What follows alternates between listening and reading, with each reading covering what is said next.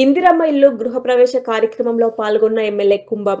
యాదాద్రి భువనగిరి జిల్లా వలిగొండ మండలంలో ఇందిరమ్మ ఇళ్ల కార్యక్రమంలో పైలట్ గ్రామమైన నాగాళ్లగూడెం గ్రామంలో జూకంటి లింగస్వామి మనోహర దంపతులు నూతనంగా నిర్మించిన భువనగిరి నియోజకవర్గంలోని మొదటి ఇందిరమ్మ ఇల్లును భువనగిరి ఎమ్మెల్యే కుంభం అనిల్ కుమార్ రెడ్డి ప్రారంభించారు.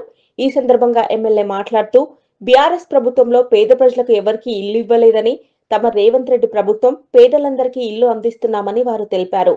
అదేవిధంగా భువనగిరి నియోజకవర్గంలో 3,000కు పైగా రేషన్ కార్డులు సైతం అందించిందని అన్నారు. అదేవిధంగా ప్రజలకు అవసరమైన సాగు, తాగునీరును కూడా కాంగ్రెస్ ప్రభుత్వంలో అందజేశామని తెలిపారు.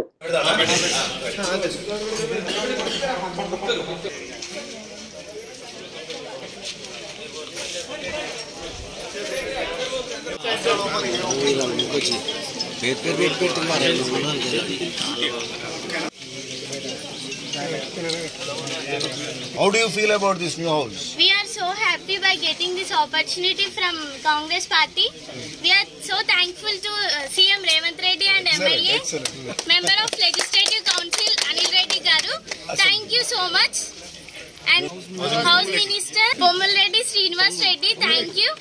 ఇట్లాంటి కార్యక్రమాలు ఈ ప్రభుత్వం చేస్తుంది.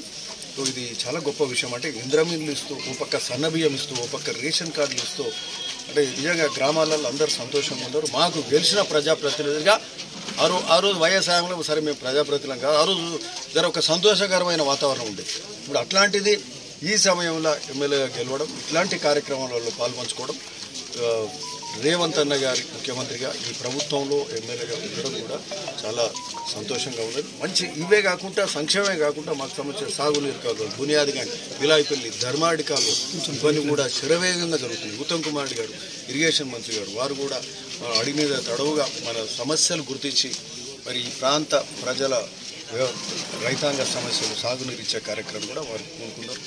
కోమటిరెడ్డి వెంకరెడ్డి గారు కానీ, పొన్నం ప్రభాకర్ గారు, సీతక్క గారు కానీ, గ్రామ పంచాయతీ రోడ్స్ కానీ ఇవన్నీ ఇస్తున్నారంటే ఇది ప్రజాప్రభుత్వం, మరి ఇందిరమ్మ పాలన, రేవంత్ రెడ్డి గారి పాలన ఇవన్నీ జరుగుతుంది. చాలా సంతోషం.